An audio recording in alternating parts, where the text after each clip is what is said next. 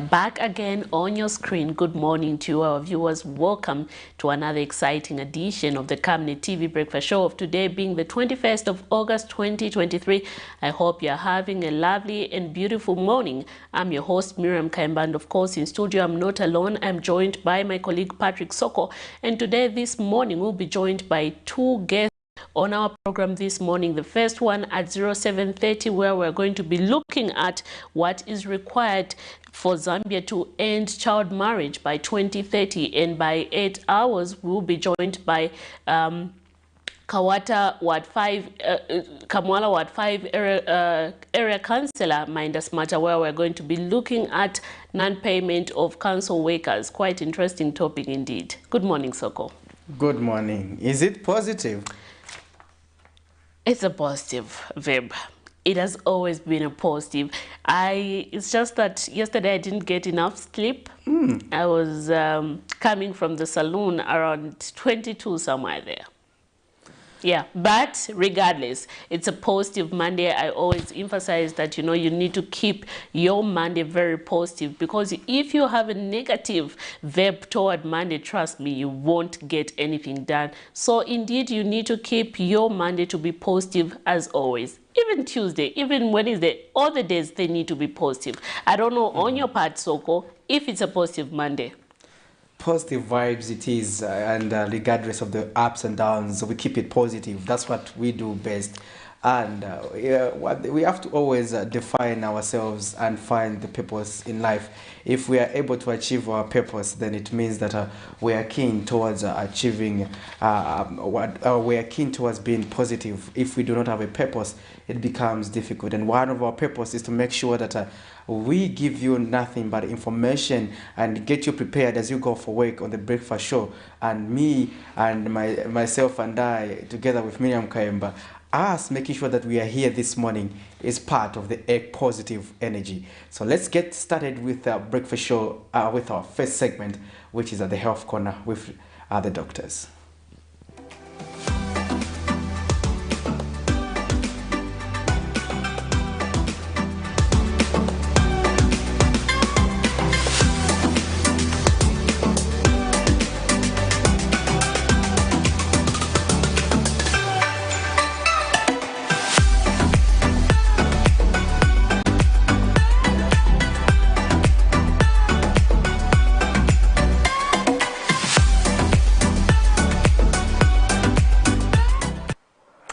A blessed morning to you all. I'm Dr. Mutinta Muyuni, gynecologist from the Medical Women Association of Zambia. And I'm here to talk to you today about the menstrual cycle. Now, this is a very important subject, an often shunned topic, shrouded in secrecy and quiet, sometimes shame. But we should embrace our beauty as women. We should embrace our childhood, our womanhood, and our senior years. So we're going to spend this week discussing this shrouded secret and unwrap it. We're going to talk about the menstrual cycle. What is it exactly?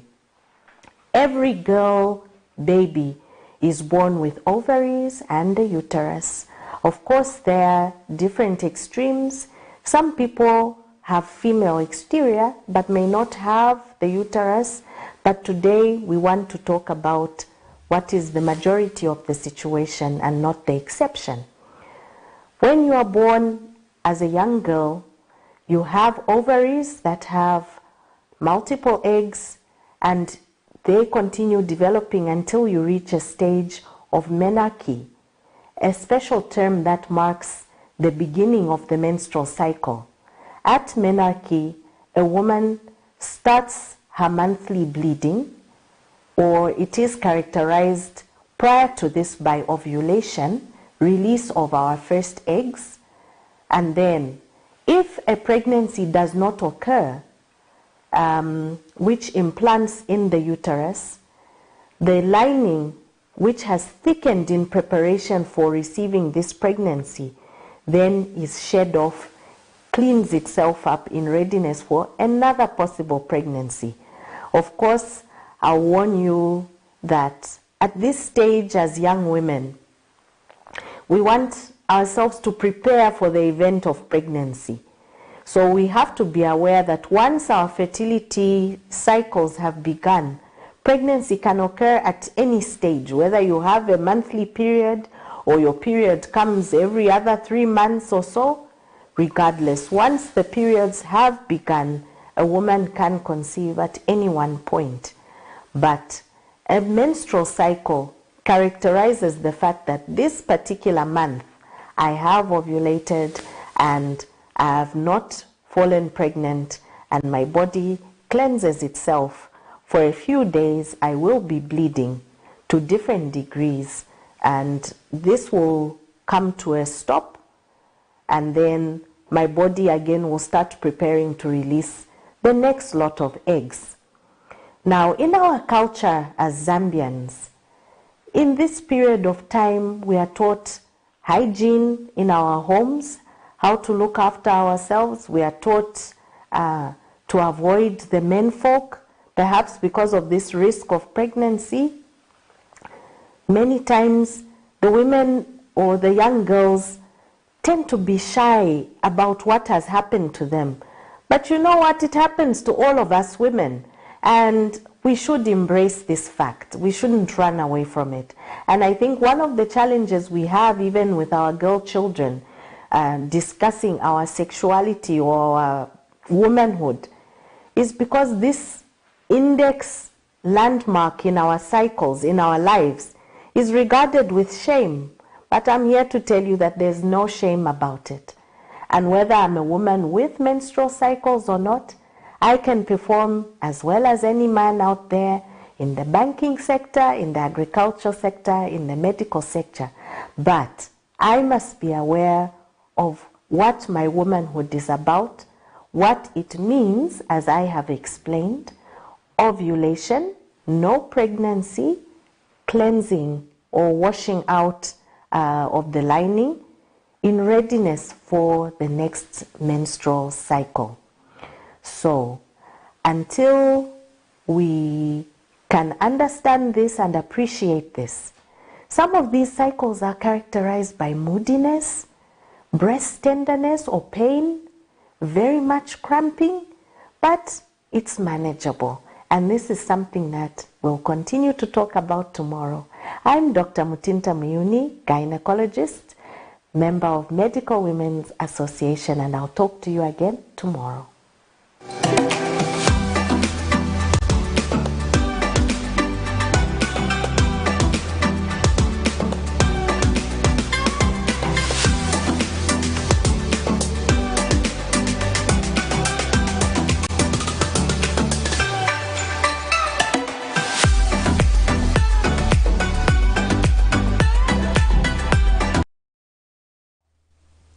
Thank you for staying with us, and that was our first segment there of Corner there.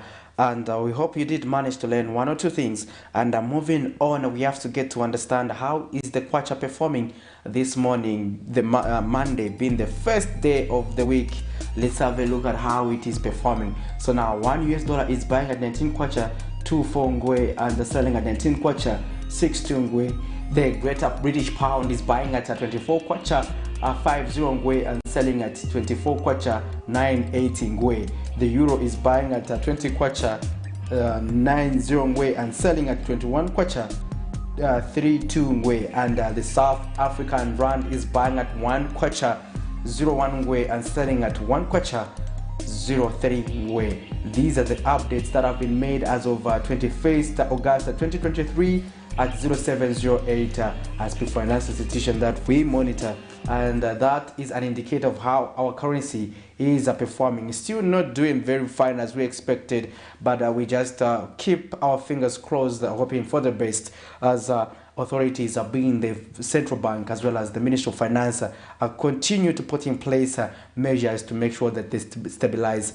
our local currency so that it can be able to push our economy forward. Now, moving on the program this morning, we have to look at one of the stories that we had in the news, so that we can also have our first interview of the day today. It is a fully packed Monday, and we are talking about various community issues. And talking about community issues, our guests will be joining us. We are talking about issues bordering on child marriages, especially in rural communities, and not only in rural communities, in peri-urban areas here in Lusaka.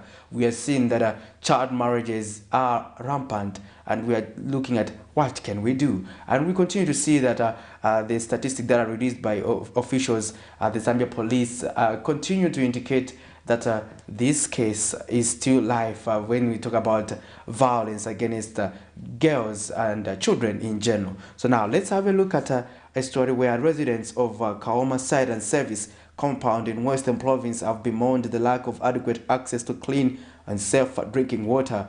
The residents tell Camnet News that they are now depending on boreholes to access the commodity due to inconsistencies by the water utility. One of the residents, Maimborwa Lingambas, has called on Western Water Supply and Sanitation Company to improve the provision of water. Let's have a look at this story. Clean and safe drinking water in rural areas continues to be a source of concern in Kaoma district of Western Province. The residents of Site and Services have resorted to drawing water from shallow wells. Speaking to Camnet News, Mambola Lingamba tells Camnet News that the area has continued to experience erratic water supply.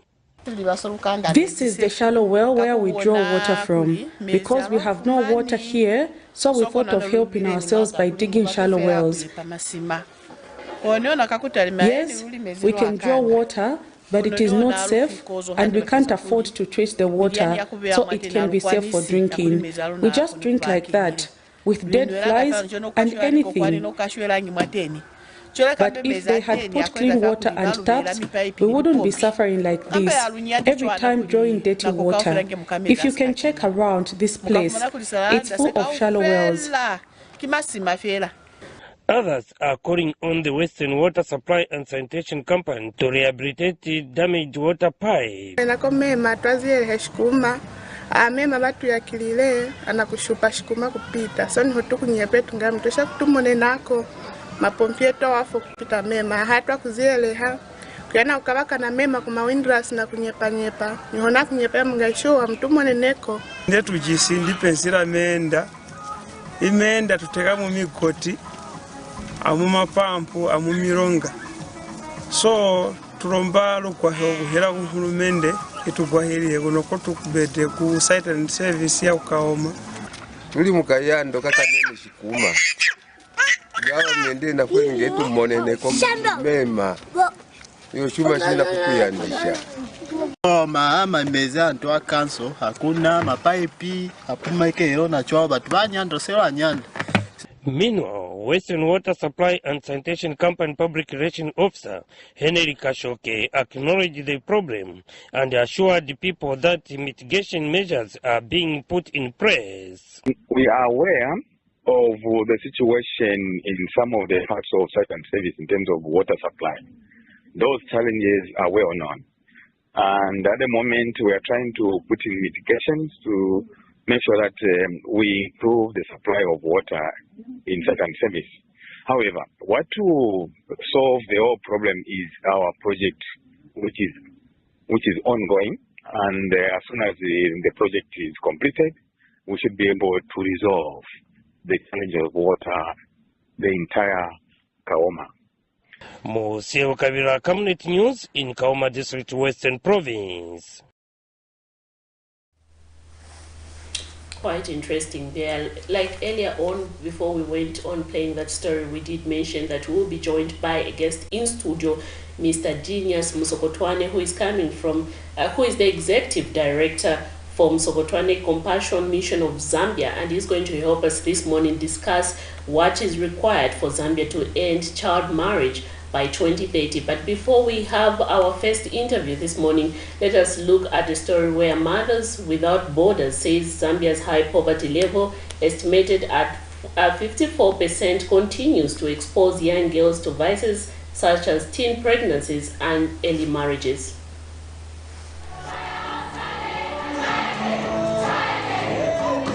Mothers Without Borders have held the third annual Be That Girl conference aimed at creating change makers in society. The fun-packed event brought together accomplished women from various professions to motivate about 400 girls gathered in Lusaka on Saturday. Opening the event, Mother Without Borders Country Director Josephine Daka underscored the importance of motivating girls owing to social ills that are taking place in society. Most girls face hardships because of gender stereotypes and inequalities which make them disadvantaged.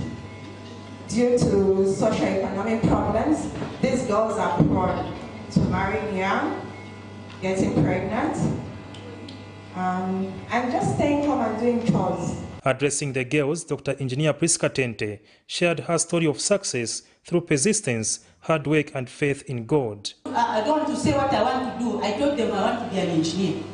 I passed, I went to school of engineering.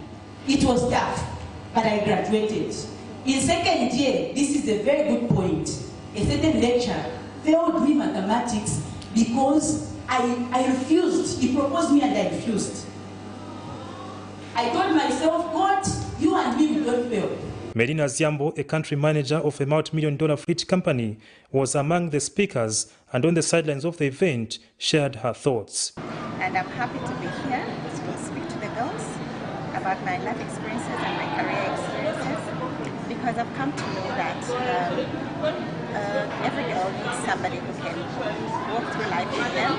And I think that arrangements like this one, at least someone picks up something that encourages them, that inspires them. Some of the girls who attended the event shared their views and expectations from the conference. Okay, the first thing is with the way I think, because back then I used to think as if girls only are made for the kitchen, this other stuff. But with this program, it has really changed my mindset to say girls can be anything they want. The experience I've had so far is amazing. I've been enlightened in a lot of ways. Yeah, in that I've started restructuring my life because of the motivation that was given. Yeah, and you expect a lot of change from me because from now on I'll put in more effort to what I'm pursuing in life. This year's event was held under the theme Resilient Extraordinary Girl. For Camnet News, Afias Kaptula, Lusaka.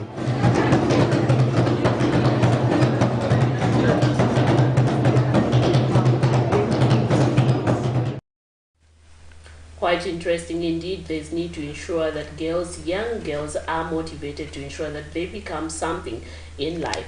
Moving forward, we now transition into our first interview where we're looking at what is required for Zambia to end child marriage by 2030. And in studio, we're joined by Mr. Genius Musokotwane, who is coming from Musokotwane Compassion Mission of Zambia, and he is the Executive Director. Good morning.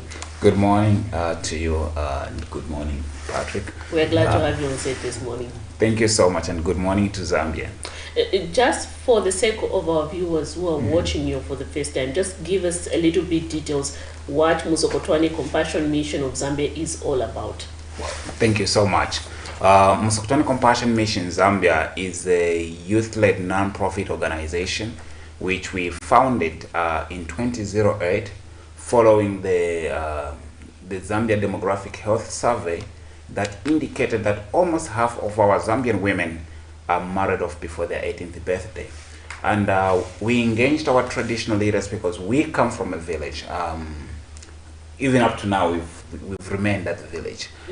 We engaged our traditional leaders to find a local concept to respond to the current prevailing child marriage statistics that have indicated as a contribution to the Zambian government's fight against child marriage, as well as having a platform where the traditional leaders, the young people, could actually ride on to fight child marriage. So that's how in 2008 we founded Musokotwane Compassion Mission Zambia, and we've been working in 4 thematic areas, which is advocacy.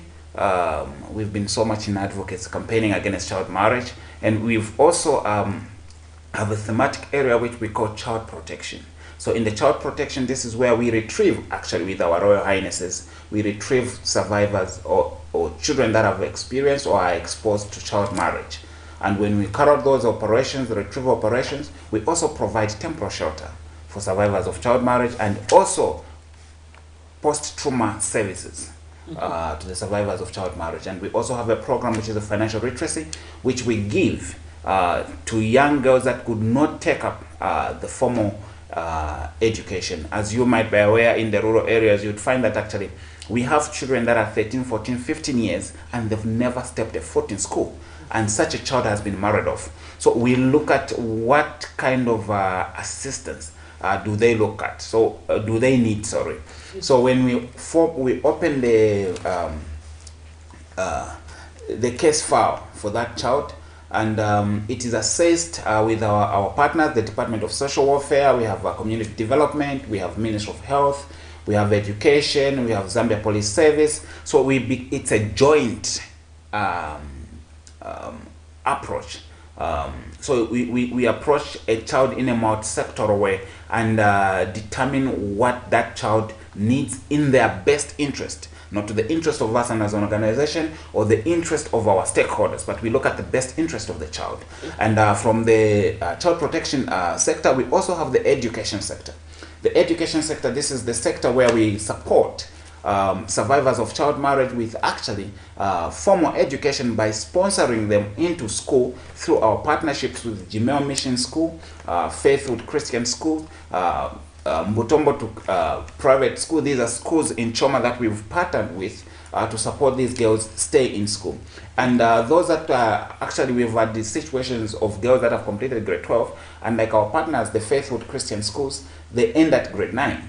And they've actually sponsored further the children that have been under their sponsorship up to grade 9 to get them into grade 12. And we have girls that have graduated that have completed grade 12 from Kasenga Girls through this kind of support. Now, going direct into our topic this morning, we have seen good policies that speaks against, child marriage, and we have also seen various stakeholders, condemning this. Even the head of state has been vocal on child marriage. But let's talk about the current challenges to addressing child marriage in Zambia. Thank you so much. We need to be open with each other. As we speak, child marriage is not a crime in Zambia. And this is the most frustrating reality that a lot of our stakeholders are enduring right now. You have a very good case. You pick up that case into with the police, NPA into court. And that case actually would die a natural death. Because we have two laws that are moving parallel. We have the statutory and the customary. So the customary provides that actually age is assessed by attaining puberty, the traditional benchmarks that they've put. Whereas statutory, we have the amended constitution of 2016 describing a child as someone who's 18 years and below. Then we have the penal code whose benchmark for defilement is 16 years. So here we have a situation now where here is a 17-year-old who has been married under customary law. Lobola has been paid. And we go to retrieve that child from a child marriage arrangement. Once we retrieve that child, our partners from the Zambia Police who have the mandate to arrest, because we move as a multi-sectoral team. So the Zambia Police on our delegation who have the mandate to arrest, they arrest the perpetrator. And the prosecutions, they pick it up, they take it to court. When it reaches court, the argument will be that person has been having carnal knowledge of his legal wife.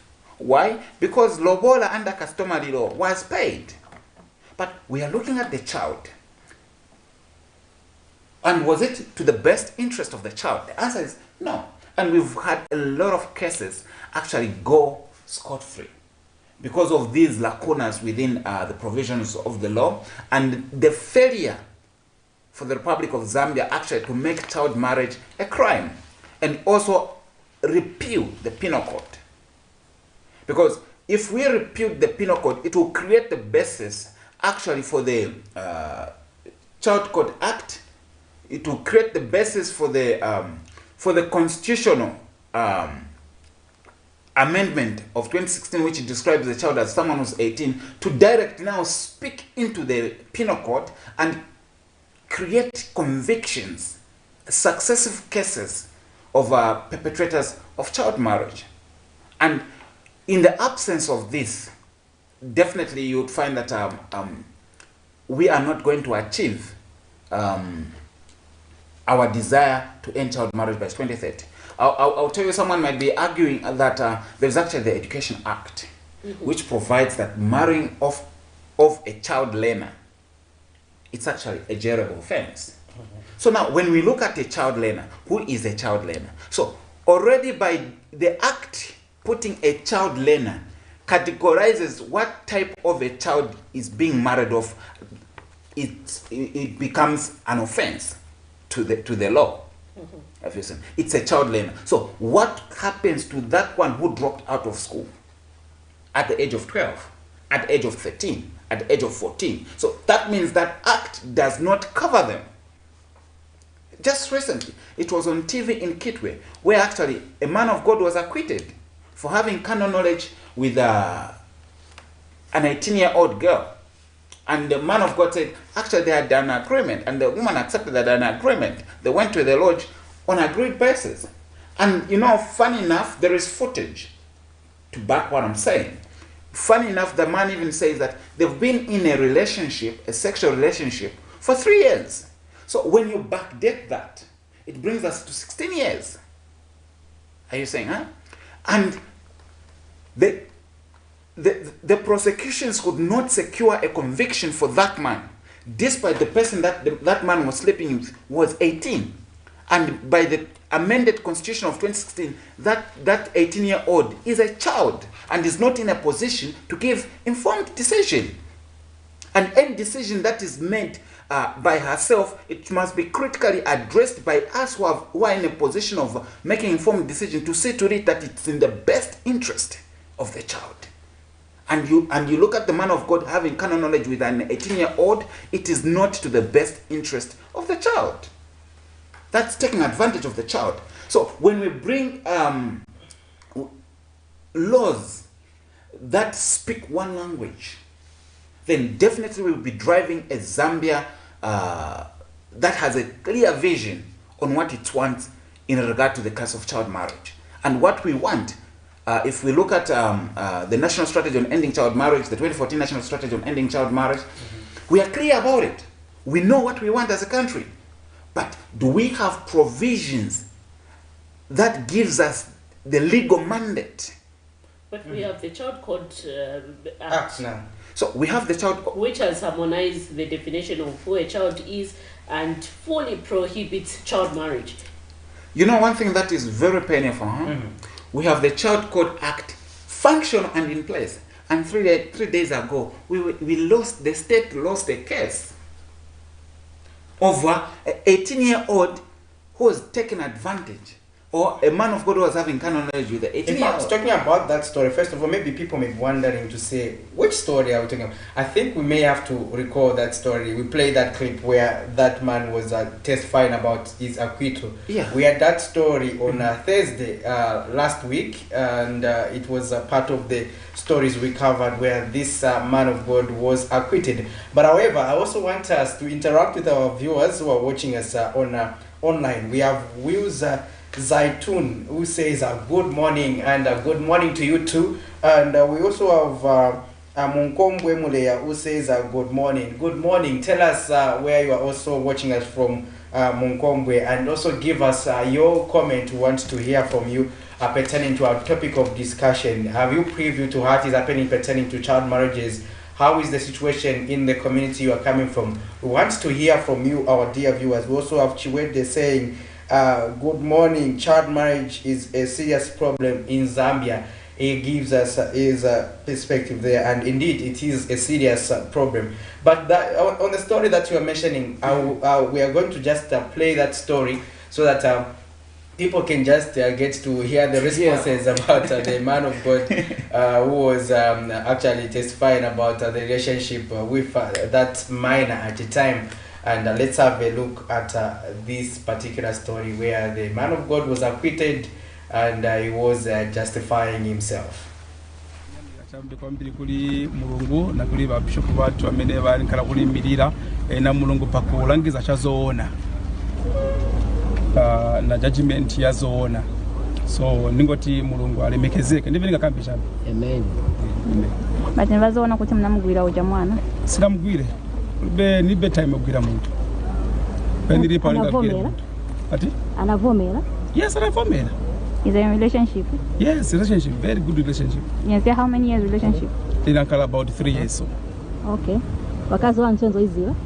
Benze kuiziba ninkani amene zibika na madamu ninkani yozibika. Izo zibika. Kambe so. Yeah. Basi mnamusta forgive. Namta forgive kudala. Namta forgive kudala vimashtika. Yeah. So manje relationship ngapitilize olo inasira kudala. Kubeve ninga kamba pale this time because ninga siwe mind ya muntu monga according mwevenza na kalipa vanga kalipa mwini wake then sininga zive but only God and na mwini wake mchiko kwa mtima but kuli ile problem. Manje papa why muma preaching akuti ni kunkana na mkazi mmoja why mwenzi na makazi babili? Si wakazi babili kupa kama lizo la mashitika mu nyumba sometimes you can marry second wife. So mwanzo kuna mkwati as a second wife? Yes.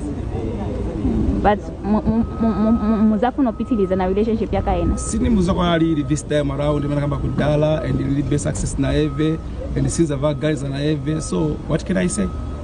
Why mfuna wa second wife? It's okay.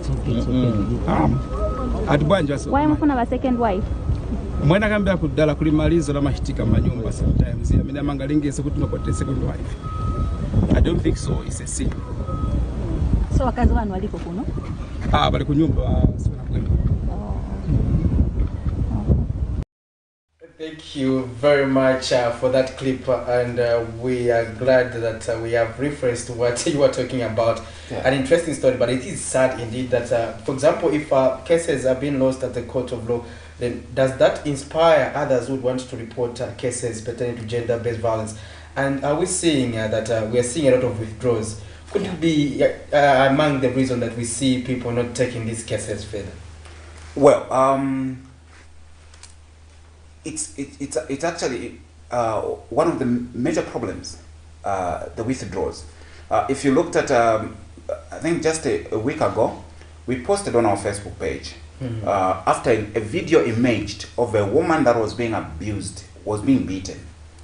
And when the video emerged, they started a manhunt for identification of that woman.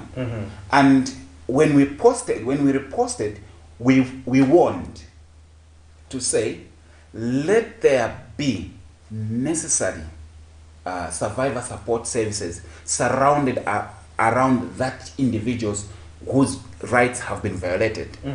And once survivor support services are provided, it will reduce chances of that case being withdrawn. Before we could even arrest the man, please, those that are steering that case, let them ensure that there is survivor support services in place. And what happened? When we gave that insight from an experience in these cases. And they went and arrested the man, ignoring the fact that we had advised that there is need to ensure that survivor support services are put in place. Because the thing is, that man you are arresting is the one that buys millennium. In these homes where they are experiencing this gender-based violence, you would find that actually what they will eat at lunch is what they work from 8 to 12. What they will eat at supper is what they work from 14 to 17. So they do not have reserves for their sustainability. And at any time you withdraw the provider, that definitely you leave that house in uncertainties, a lot of uncertainty. And the only option for this survivor is like, instead of us being left in such kind of uncertainties, let the one that would come with a capamela be brought back home, and we can resolve this matter amicably. So immediately the country starts begin prioritizing survivor support services as primary to addressing GBV and ensuring that actually we have reduced withdrawals, then definitely we'll be having a good score. Because, for instance, if they say, okay, if this man is arrested, the gender commission will pick up. I'm talking of the gender commission because it's something that I'm very passionate about. I think I'll have an opportunity to talk about it. Yeah, you find that you have this gender commission, you have the agencies, you have stakeholders like ourselves that actually can provide temporary shelter, that can provide skills, that can provide gardening spaces for these survivors actually to begin self-reliance projects and support their children while the husband is undergoing reformation. Because the arresting of the perpetrator, it's not actually to punish, it's to ensure that individuals reform and they become better people in society. That's what we look at. It's not about punishing someone who has committed GBV. No, it's just to give them a room and an environment for them to reflect and reform, so that at the end of the day we have a better society. But in the process where they are reforming and becoming better people, what is it we are doing to ensure that the children that they've left behind and the wife are supported? Let me bring you back to this. We have, what is the goodness about this child code bill? Because earlier on, back then, before the bill was enacted, we did see there was no clear law banning child marriage, because we had so many different laws that talked about child marriage. First of all, under customary, someone can, get married at the age of 16, so long there's consent. But now we have seen that a child should get married at the age of 21. This law has harmonized the definition of a child and fully taken the prohibition of child marriage. From your end, as Musokotwani Compassion, what could you say about the child code bill? Well, I'm very happy because actually in 2017 we were sponsored by Save the Children Zambia under the Zambia Rising Project to attend the World Social Workers Forum in Livingston, where we addressed a presentation on child marriage vis-a-vis the child code bill, because then it was a child code bill. And you see, one of the critical things we addressed there was the criminalization of child marriage itself. And the other thing we talked about in there was the repealing of the penal code. And when a case is taken in the court, the magistrate will not will look at provision, will base sentencing from the penal code. Are you saying, And this is why we have cases such as the clip that you were showing being acquitted by the courts of law, because even the Child Code Act cannot speak into such kind of an act or such kind of a violation on children's rights. And if it was, this is a very good test. If the Child Code Act was as effective as we had assumed in 2016-17 when we strongly advocated for this, then definitely we should have secured a conviction on the copper belt in that case, which was aired on Thursday. But we failed because it does not have the relevant teeth to ensure that perpetrators of child marriage, and when we talk of child marriage, it could be in school or out of school. But when the Child Code Bill again refers to the Education Act, when it comes to child marriage, then definitely it brings us back again to look at the Child Code, the Child Act, the Education Act, which states marrying off a child learner. Then from a child learner, we are now going to define child learner. Learner itself. Learner, this is a person who is in an institution, in a learning institution. That's a learner. And we talk of a child. Who is a child? And we are referring it to the amended Constitution of 2016, which is 18, and the learner is this person in a learning institution. So what happens if this person is not in a learning institution? That means it has no mandate to speak in that area. So these are the gaps that when we are talking about them at community level, on TV, in workshops, and when it comes to practical, because what happened in Kitwe, in that case, that was now practical. The Child Code Act being put to test. And actually, the perpetrator was acquitted. There was no offense. If the court acquits you, you've not committed an offense. And you cannot be tried on such a, on that offense again. Are you saying, huh? So this now opens up a debate to ourselves. What is it we have to do? We need to repeal the Penal Code, repeal the Child Code Act, and ensure that actually child marriage by itself, it's made a criminal offense in the Penal Code. So that he that marries a child at customary law, he that marries a child at statutory law, offends the law. Interesting. Let's move on and we'll look at, as we come towards our 9 minutes, we have to understand, we saw recently videos over your safe house blown off at side event there, and I want to find out what are you doing about that, because what does it also leave the people you take care of at the mission? Well, thank you so much. The roof that was blown off actually has left our work with a lot of uncertainties. On that was on Thursday last week. Wednesday last week, the Minister of Chiefs Affairs Department, as well as the Zambia Police Service Central Choma Central Office,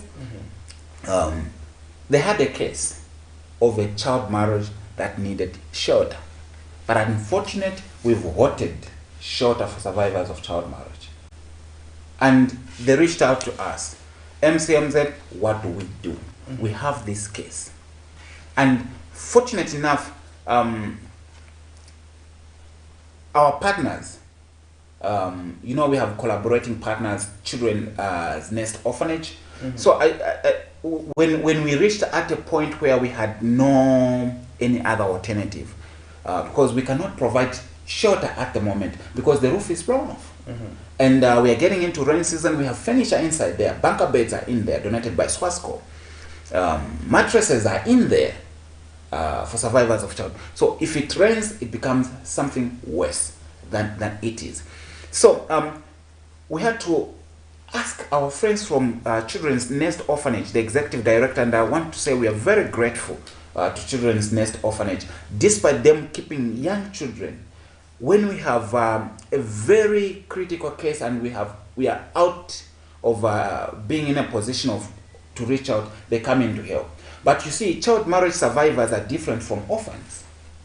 Are you seeing it? And when a child marriage survivor is withdrawn, we withdraw Miriam from a child marriage and put them in an orphanage. Already they are thinking, I'm not an orphan. Why am I being here? So that kind of mental setup, and again, it also disturbs the children in such an environment where, because they will interact and they would want to ask, so where are you coming from? Why do you have a child? Because they are in an orphanage and they don't see kids having kids. So like, why do you have a baby? Why are you breastfeeding? So we thought, let's put up a fundraising event to ensure that we raise the roof back and ensure that the organization is back to its original mandate of providing safe shelter for survivors of child marriage. And we've set up a fundraising dinner, which is coming up at Charisma Hotel on the 25th, which will be a Friday. And it would be nice to have you and Miriam at the dinner. Surely attend.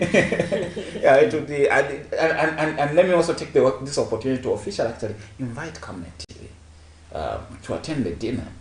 I think it would be nice if you could be one of the accredited media houses that actually will attend this fundraising dinner. So the dinner is bringing on board a lot of stakeholders. We have PANA, Koteva Agri-Science, that have come on board to sponsor this dinner. We have Zambezi Seed Company, we have Kwitu FM, we have Few Auto in Tabombeke Road. We have the Share Africa Zambia.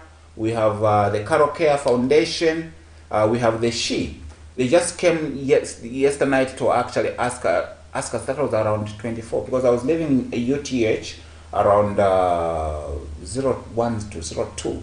That's when I was living in UTH. And around 24, SHE, these are SHE, it's an organization that is working in Kabwe, in Central Province. And when they saw that, they said, hey, we want to come on board. What can we do? So I think if we collectively put back that roof, ensure that the facility is back to normal, the situation is back to normal, then definitely we will not have the situation we had last week, where now we have to ask for space in an orphanage setup. And it leaves the children in that orphanage also, and also the survival of child marriage being stigmatized. But when they are in a place where the people they can find there are people that are familiar with child marriage and that case, then the aspect of being stigmatized is reduced. So I think these are the things that, that we are looking at, and we are very grateful that actually the media has been very instrumental.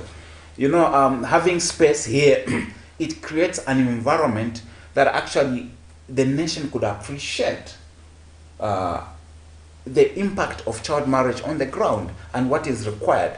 And I think, I don't know if I'll have my last word, our appeal is actually to His Excellency the President, Mr. Harinde Hichilema, to ensure that there is a gender commission put in place. You know, the Ministry of Gender was abolished, and now they're back into the Office of the Vice President as a department. And when you look at the Office of the Vice President, has a very huge mandate, of which it swallows. You'd find that even elevating the gender issues, it becomes a challenge. And we appeal to the President to put up a gender commission. And this gender commission actually will be the President's flagship project to indicate that actually he's very committed to gender issues. And you know, when he travels out of the country, the treaties, the international treaties that he's making out of the country on behalf of Zambia to address gender issues, it will actually become effective through the Gender Commission to now implement these into the existing policies and pieces of legislation. His Excellency comes up with the Gender Commission. Thank you very much, Mr. Msogotwane, for finding time to be with us on the Camnet Breakfast Show. Oh, we value your coming, and we hope you come through when we call you again. Thank you so much. And moving on, let's have a look at a story where a clergyman of Lusaka, whose recent wedding was controversially cut off, has spoken out over the ordeal. Let's have a look at this story, then we'll be back on the other side. Keep it on Camnet. He has broken the silence following a dramatic interruption of his wedding about 2 weeks ago. According to the woman who interrupted his wedding, Eric Tembo left her at his mother's house with a child to marry another woman. My parents because those are 3 years. But speaking in an interview at his church in Lusaka's Kanyama, Mr. Tembo denied any wrongdoing as an ordained man of God, saying the wedding was never done in secret and supports his child through a local human rights office. Like kujamgeo zisankala pa nyumba pali wa mai yai. Nasi anakudala li kunyumba kwake. Wa mai wankala weka. Like over the situation which happened, nifunika jabe like for me, nifunika nishite clear zina mene wana ni fila. You know, kuleta muntu whereby tinkala nae, then if wanikamga nashita vindu very illegal. I believe over this the law will help me. Mr. Tembo, who was found leading a church service in company of the woman he was wedding on the 30th day, says the marriage went on and the two are married. Wedding did not end, only the church service ended, but we had a powerful reception. We celebrated. Mr. Tembo is since working at mending the relationship with the family of his newly wedded wife following the events of that fateful day. For Camnet News, Afias Kaptula, Lusaka.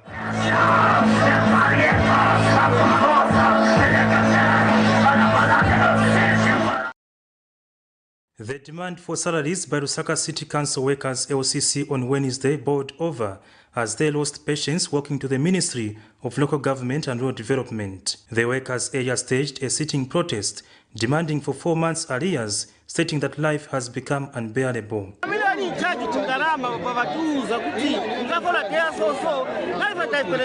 Daughter who's working for Lusaka City Council because I'm not being paid. Okay. Now the question to basic answer necessities, we can't even meet you them because we are not being paid. These are the things that so what's the way forward? You've told us yes. However, reacting to their concerns, Zambia United Local Authority Workers Union Zulau President Emmanuel Mwinsa told the workers that all efforts to engage government have failed.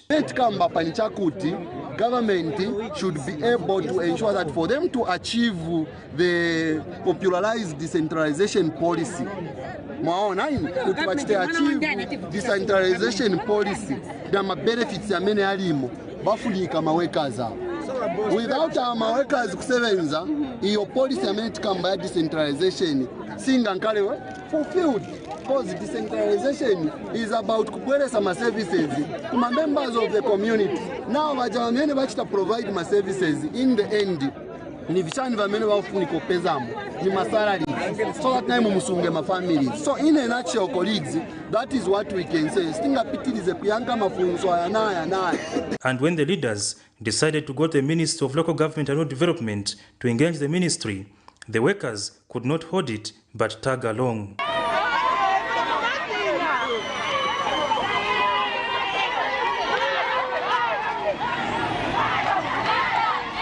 The aggrieved workers walked to the ministry, where they are hoping to be addressed by the minister. As at broadcast time, the workers were seated, waiting for the minister, who was reportedly out of the office. For Camnet News, Afias Kaptula, Lusaka. Thank you so much for still staying tuned to the Camnet TV Breakfast Show. We now transition into our second interview, where in studio we are joined by Kamwala Ward 5 Councillor Minders Matter, and we are looking at non-payment of Lusaka City Council workers.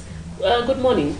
Good morning, Miriam. We're glad to have you on set. Thank you, and good morning to our viewers out there. Before we go jotting down details of what is happening at LCC, how is Kamwala Ward 5 doing this morning?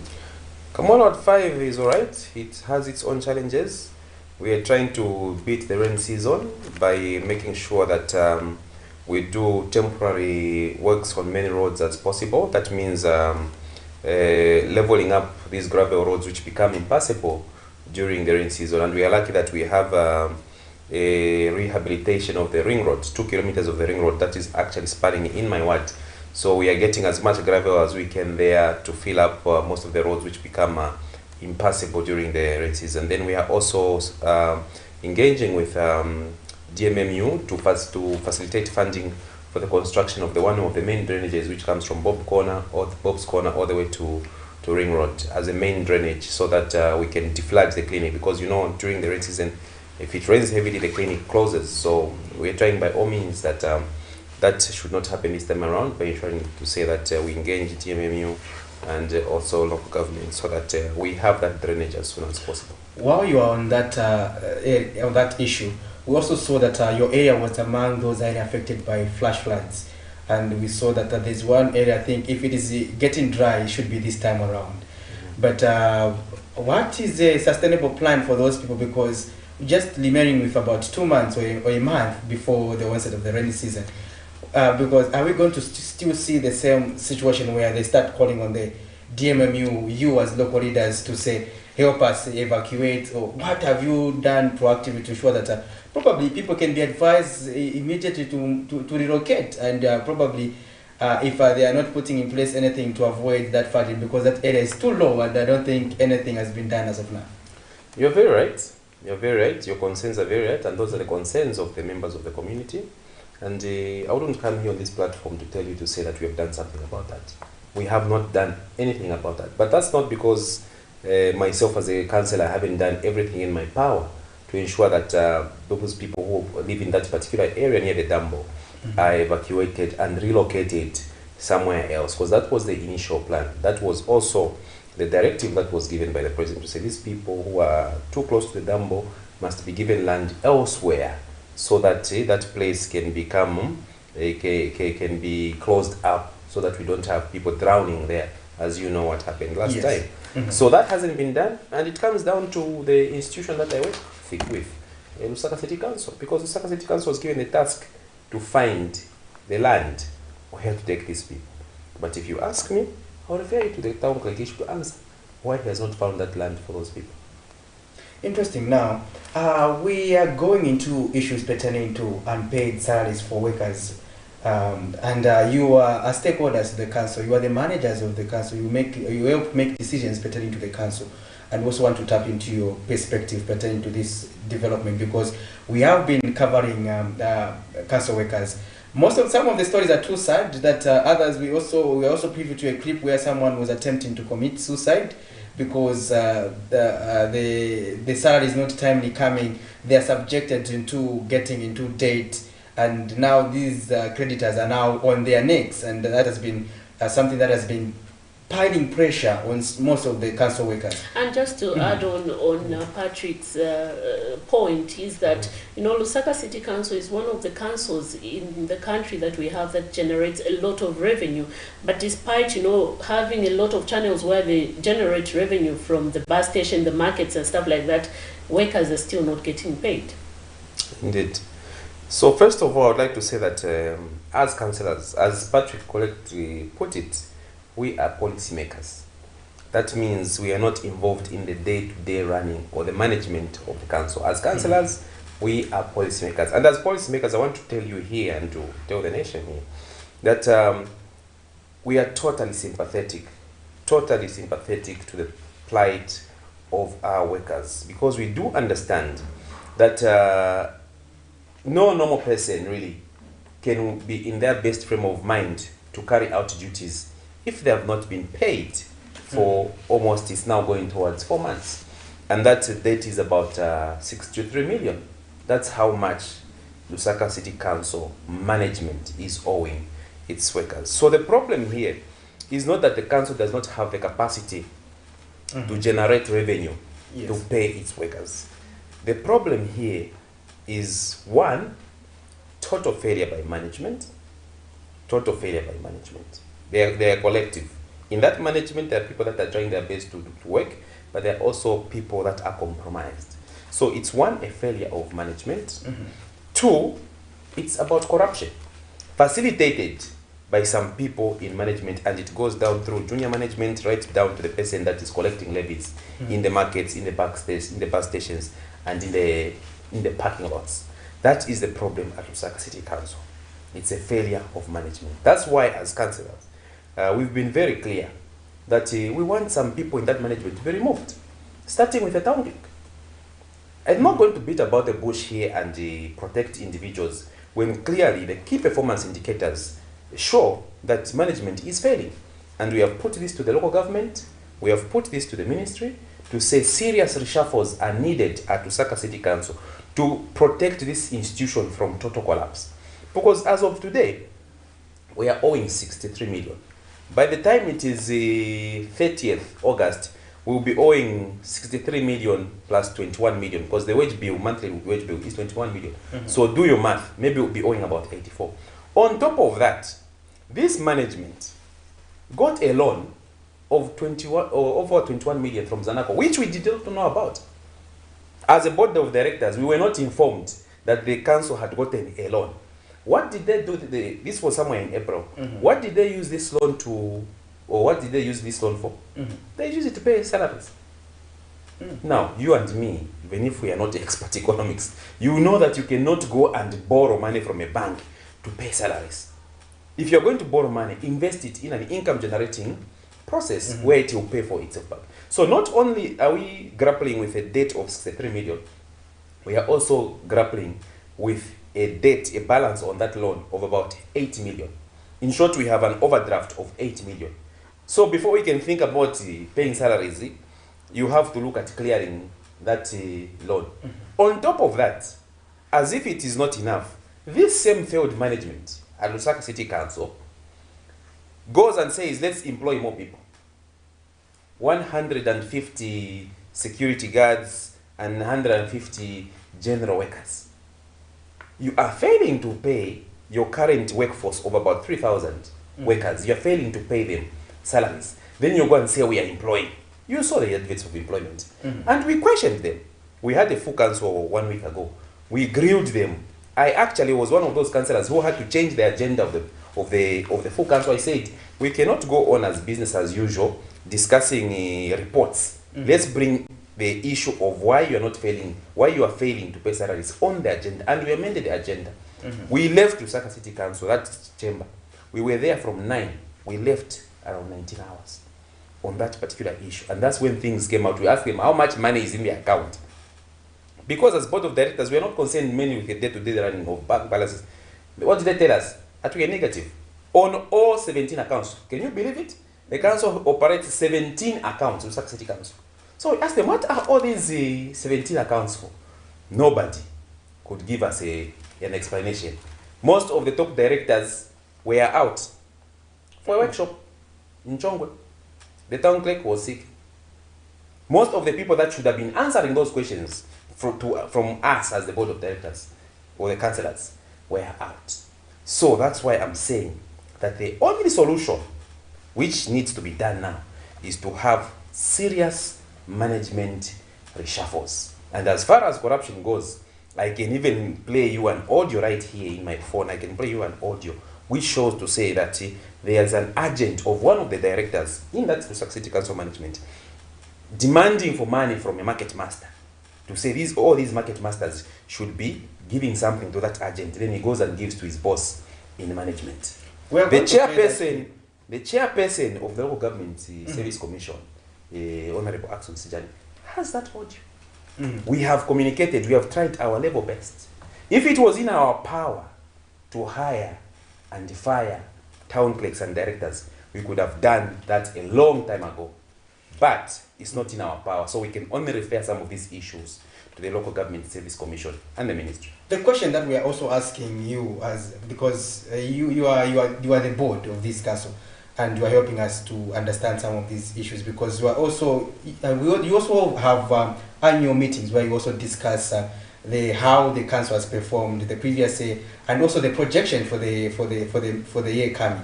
I want to understand, because ever since the UPND administration took over, what was the status quo in terms of what the council is able to generate, and what are the deficits you observed, and going forward, what should we do to close these loopholes? Thank you, Patrick. That's a very, very good question that you have asked. When we came in as the UPND government, with of course us who are representatives at the local level at Lusaka City Council, the pronouncement by the president to say all revenue streams and all revenue centers must be taken over by the local authority. That means removing cadres, who, as you know, were sharing revenue. Yes. There was a sharing revenue arrangement between the cadres of the previous regime and the council, where the council will get 50%, the cadres will get 50%. The President Camnet says that's not going to happen. We must allow institutions to work independently. And so cadreism was banned, bus stations, markets, and everywhere else. And there was a tremendous and immediate improvement to that. Because that means now we gave the local authority all the power that they needed to collect all the money that they should. And I'll give you as an example. Intercity, in the first 3 months, it generated 2.1 million. Just one bus station, 2.1 million. That's how much it generated. And the revenue was up. Workers were getting paid. There was a service delivery in our wards. Of course, it wasn't up to 100%, but there was service delivery in our wards. Ask me now, that single station, how much is coming from Intercity right now? How much? 500,000 a month. Whereas from 2.1 million to 500,000 every month. And those are the questions that we were asking management. Say, what is going on wrong here? Where is the other 1.7 or so going? And that's why I'm saying there is a failure in management for controls. Because obviously, if as a management you see to say revenue targets are dropping, you must question the people that you have deployed. You must fire, you must do something about the workforce, because it's the people that are operating in that place that should be answerable. That has not happened. Do you know why? Because some people in that management are beneficiaries of that corruption. They are beneficiaries of that corruption. And that is just intercity. All the markets in Lusaka, all the 28 markets in Lusaka, they can raise over 4 million. Remove the intercity, remove City Market, remove Lima Tower, remove Soweto. Remove those, they are called the big five. Remove them. The rest of the smaller markets like mine is classified, like Obama Market in Kamwala is classified as in the other 28 markets. Chilenje, Libala, all of them, put them together. They should be giving us not less than 4 million every month. Not less than 4 million every month. How much do they bring? 700,000 every month. In fact, markets like Comesa, because we did a tour last week, yes, with a select team of clusters. Markets like Comesa do not actually even pay anything in terms of in terms of business levy, in terms of all the shops that are there. They're about 1,500 plus. They are not registered for business levy. They're not registered for a fire certificate. They're not registered for health certificates. So how do you expect the council to raise this revenue? Some of them, they are containers which pay per month 5 kwacha. Even you, where you are, Patrick, you can pay for 20 containers every month and say, I just want to be a philanthropist, I can pay for you. Those are some of the things that need revising. So some fees are not being collected, which the council should collect. Some fees are too low. Some fees are going into other people's pockets. And that is the general kind of scenario which we have. And all that again points to management. So Lusaka City Council is a failed management, and it has shown itself in the non-payment of workers' salaries. I don't know if we want Lusaka City Council workers now to start climbing towers, threatening suicide, before we can take the appropriate action and reshuffle this management. I don't know. Otherwise, as councillors, our duty is to give policy direction. Our duty is to talk on behalf of our peoples in the wards, so that things can be sorted out. Would you suggest that there's need to ensure that we do monthly or timely audit to ensure that there's transparency? The Lusaka City Council already has an audit department. It already has an audit department that should be working alongside the office of the town clerk to ensure to say reports in all these revenue centers are being generated.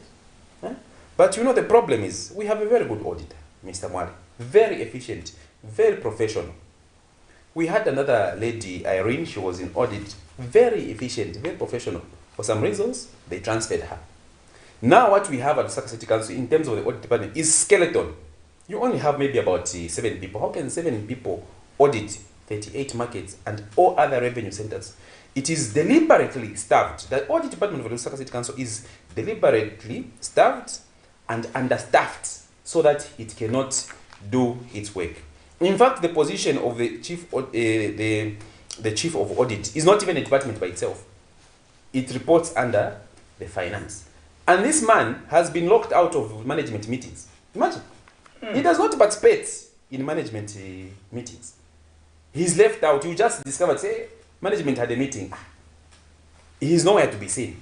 So that's why I'm very clear here where I'm saying that we have inefficiencies and deliberate sabotage which is being carried out by that Lusaka City Council management. And my job as an elected leader is not to cover up these things, to say, no, we can't be saying that about the council. If we don't, people will die. People will starve. People are being kicked out of their houses. Like you said, some people are threatening suicide. Some people actually, their loans, they have accumulated so much that even if we paid them all the 4 months, it will all go to paying back loans. So what kind of a council are we going to have? Everything rises and falls on leadership, Patrick. Miriam, everything rises and falls on leadership.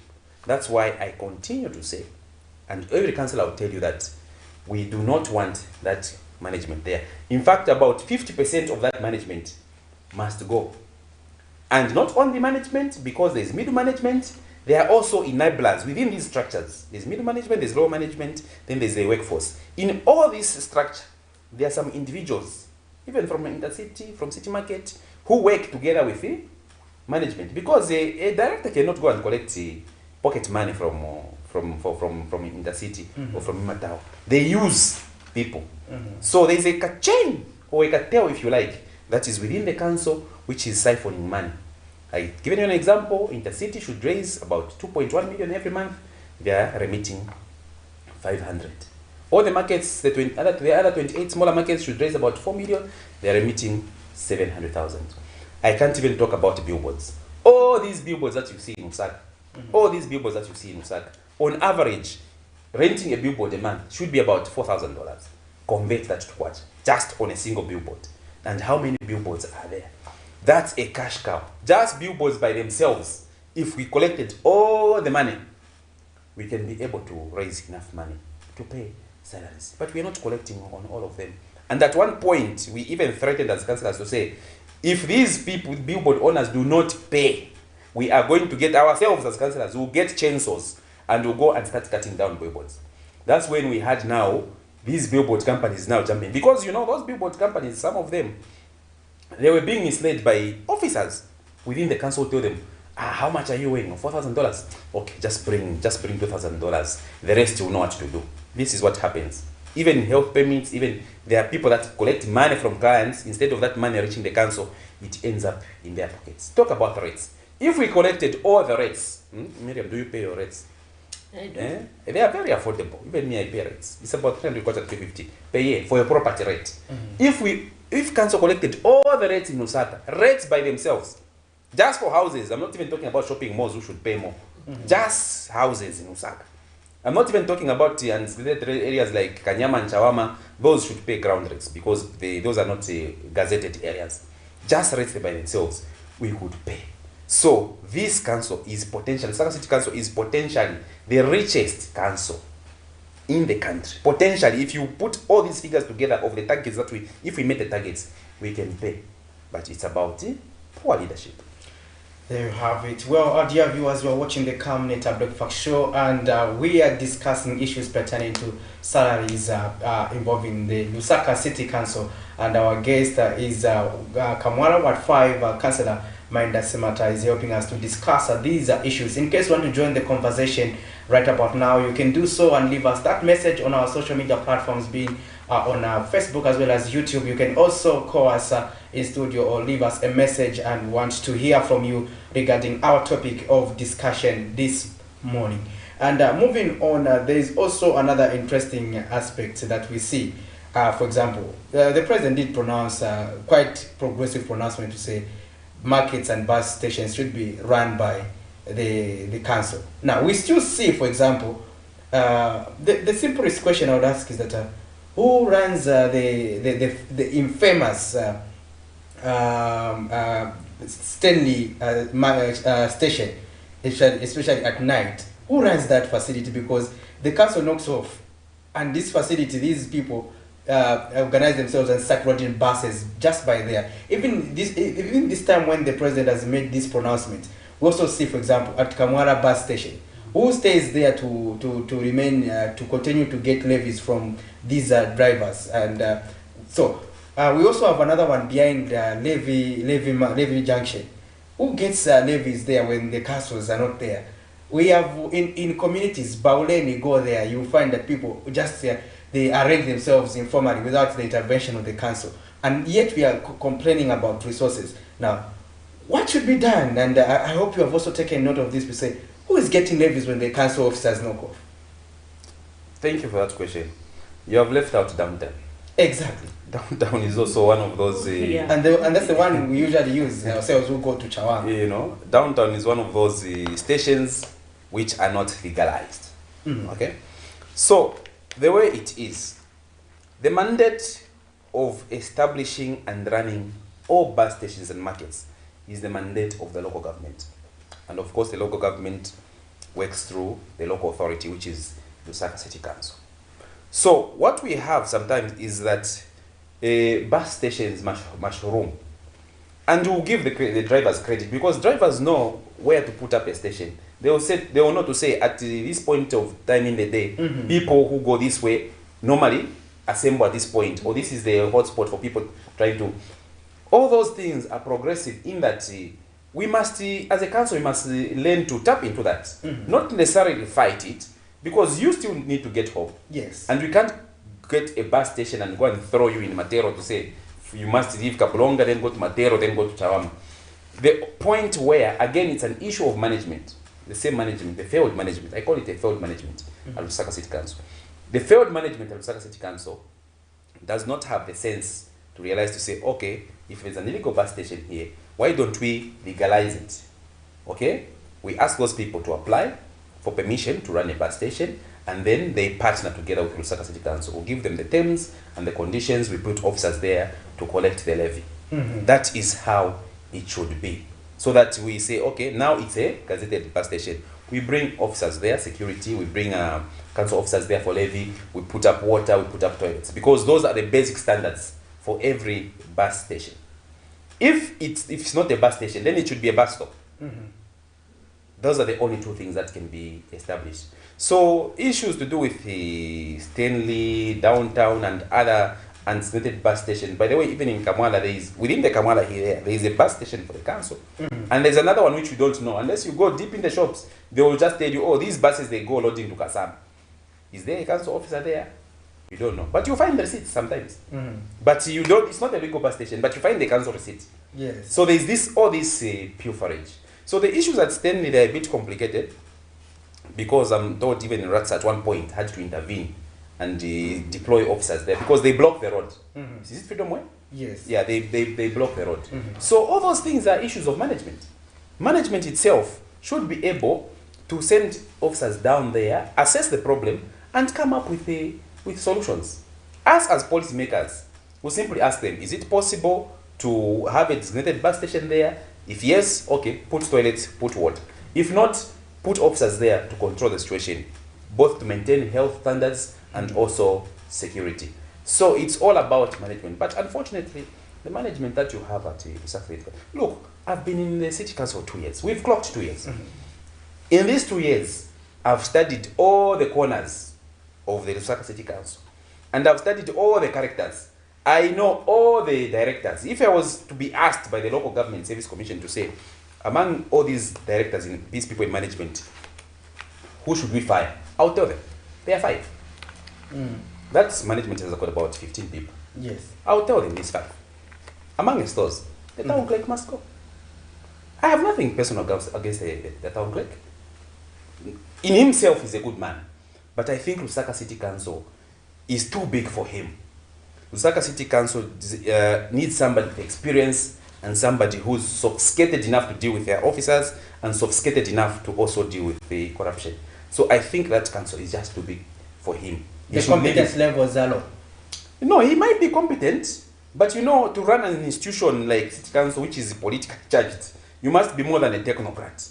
You must have an understanding of how people try to exploit that institution of the resources. I'll give you an example. We can make all the money that we want at Lusaka City Council. All the money. We can make maybe 40 million a month. But do you know that we would easily lose that money in a flash if we don't have controls? What am I talking about? Let's say, I'll give you an example of this phone. Maybe the market value for this phone is, say, for example, is 10,000. Then Lusaka City Council has to say, we want to buy phones for councillors. By the way, which is a resolution, because they send us those big minute books late due for council. So we said, send them just electronically so that you don't have to waste fuel going around. So in short, there is a problem of inflating supplies. Where a small plate of Mshima should be 50 kwacha, they will supply it at 250 kwacha. Where a hire for a truck for a day should be 5,000, the procurement to indicate it is perhaps 50,000. And I saw that for myself. I wanted a crane to remove some illegal containers placed in Kamara. I looked around for myself. I was given a quote or an average quote or something between 2,000 and 2,500. Do you know the quote that came from some people within the council? 6,000. I'll give you another example. I pushed for the rehabilitation of toilets in Kamwala Lubama Market. The figures for the towels which came from there, just towels, is incredible. I said, no, just hold on to those things. Please revise those things and buy these things at a price which is affordable. So in short, there is a syndicate within the Lusaka City Council of inflating supplies, doubling them or tripling them, so that those supplies, which by the way, some of the characters in that same council own those companies. Then they'll tell you, no, a councillor, you can't participate in CTF because you've got conflict of interest. Councillor, you can't supply to a council, you've got conflict of interest. But those people, there is no conflict of interest. They participate in contracts, they participate in supplies. Could it be that the management is also preoccupying itself with getting organized on how to benefit on CDF projects, that they have forgotten their mandates and the people they need to make sure that they help, especially those who are at the lower level in terms of getting their salaries? Like I said, there's some bad eggs in the council. There's some good eggs, there's some bad eggs. Actually, if you listen to Honorable Kando Mfalali, I think it should have been 2 weeks ago in Parliament, he said there are bad eggs in government that should be rooted out. Narrow that government down to local government, and I'll tell you, there are trays of bad eggs or baskets of bad eggs in there who do not mean well, who on every transaction that the council does, they want to benefit. I'll tell you another thing that will shock you. There is some director, before we even came in, before 2 years ago, this director was in the finance, I don't know if he's an officer or director, but he was in the finance department. We just recently learned that some payments actually should be made to the council are made at his house because he had the software and the machine to produce receipts. So how much have we been losing? People going to that person, they bypass the council, maybe their bill is 8,000, they bypass, they go to him, and they pay 8,000 and he produces the receipts because he has the software and the printers to produce that. We just recently learned that maybe some 2 months ago.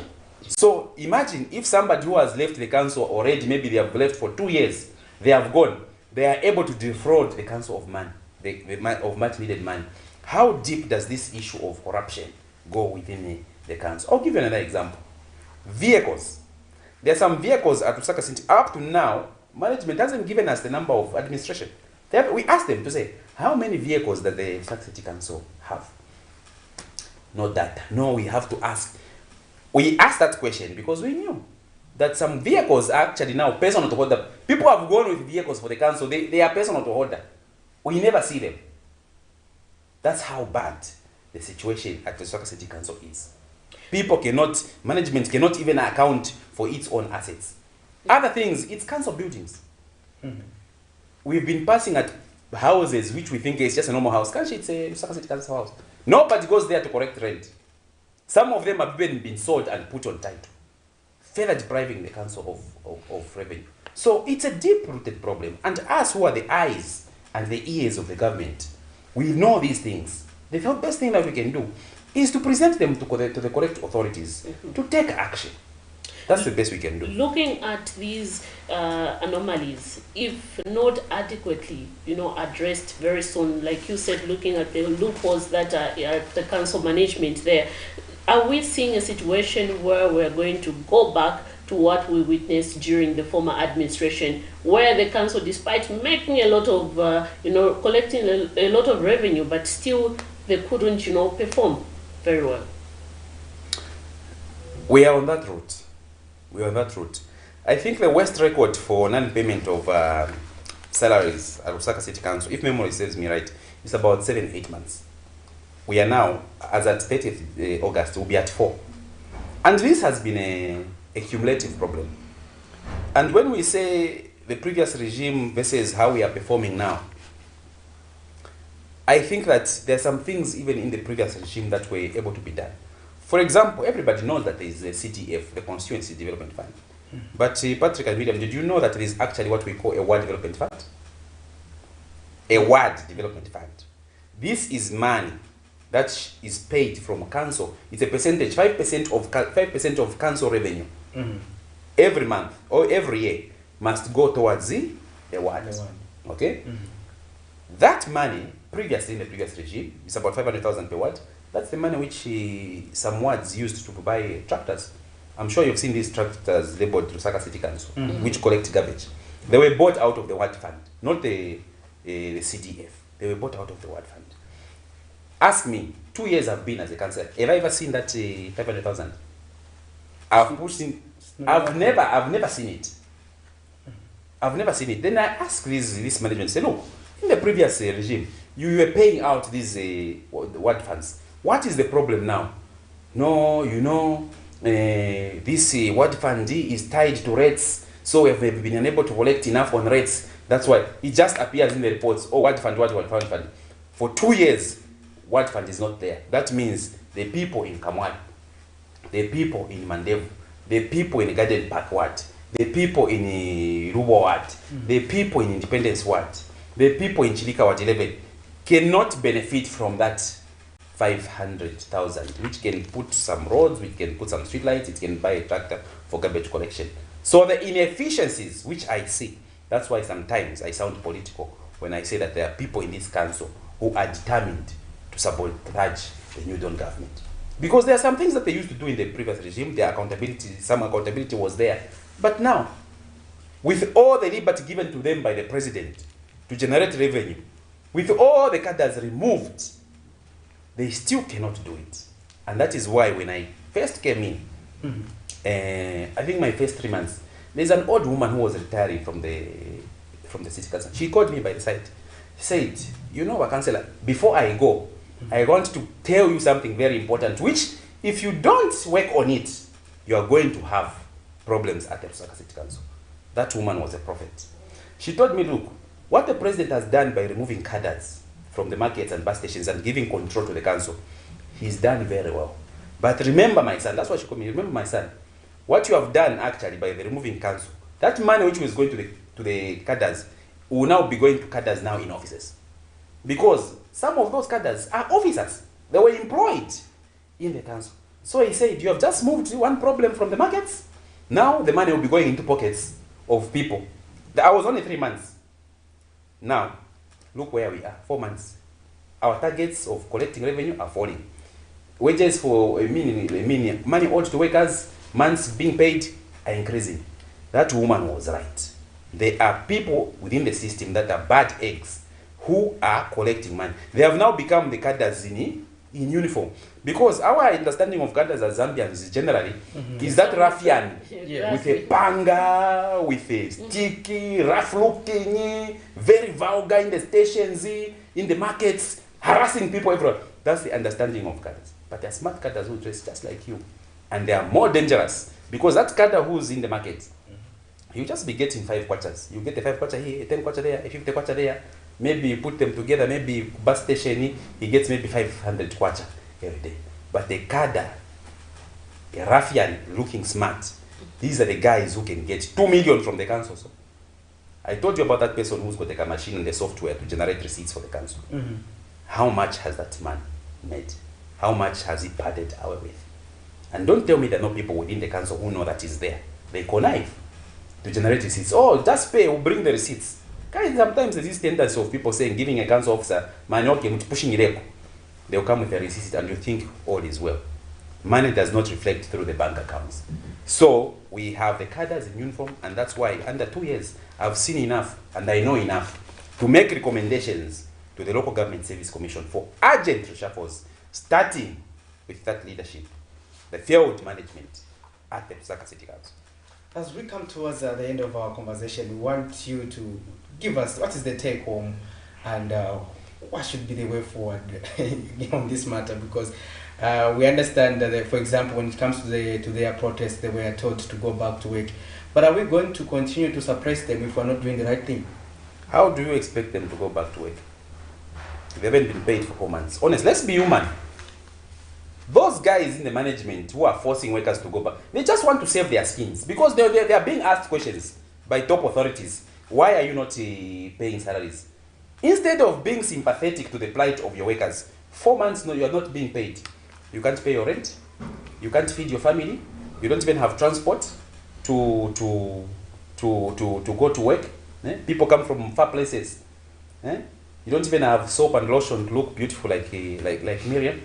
How are you going to be motivated to work? So how do those people expect to go back to work? It's difficult. In as much as even me, I want them in the field. I want them in the field in Kamwala. I want the tipper truck drivers there to be collecting gravel and dumping. You know, I want these inspectors to go through the markets to ensure everything. But as a human being, I have to ask myself, I have to put myself, and that's the difference between a politician and a technocrat. A technocrat will just look at the roles. Oh, human resource says this grievance that you have to subject it to a committee, we discuss before you can. But as a politician, those are my people who are hungry. Those who say Musaka City Council workers, they voted for some of us. They are hungry. I have to be empathetic. So it's inhuman to ask them really to give their best when you are giving them nothing. We are talking about the removal of street vendors. Do you know that street vendors have started creeping back in the streets? They have started going back in the streets. The people that are supposed to enforce the directive of the ministry to keep out street vendors there, they are council police officers who have been unpaid for 4 months. And so if your family is hungry, you have gone 4 months, then a street vendor says, officer, go and check 100 kwacha, please. You will be in a very difficult position. And we empathize. So non-payment of salaries to council workers presents a challenge in that one, the very corruption that we are trying to fight is going to be undermined. The street vendors or the street vending which we are trying to fight is going to be undermined. So when a system begins to fail, don't expect other parts of that system to function correctly. Don't even expect me as a councillor to perform, because I also fail. People will be saying, kulichimtengo bana mama ponyako, and that's a true story. Kulichimtengo hapa bana mama siku mama ponyako, mama funa mafruits, baliponya na mawindo bwana mchijuri. Who's going to cut that tree? Me? As a councillor, I should get an axe. I go and cut that tree. I should ask engineering department to do those things. But the engineers are hungry. How will they work? So the failure of those, that management of Soka City Council is affecting us. That's why in full council, I make it very clear and say, if your performance is going to make us fail, it is better yourself, you fail now, you go before we go. So those people should be paid. And if management cannot come up with a plan to pay those people, let them resign on moral grounds. And we take other people who are willing to do the job. This is where we have to call it a day, and we were talking about issues pertaining to unpaid salaries for council workers. Miriam. Exactly. Please do make time to join us tomorrow as we bring you another exciting topic. But for now, Miriam Kaimba and Patrick Soko, it's bye-bye and stay blessed.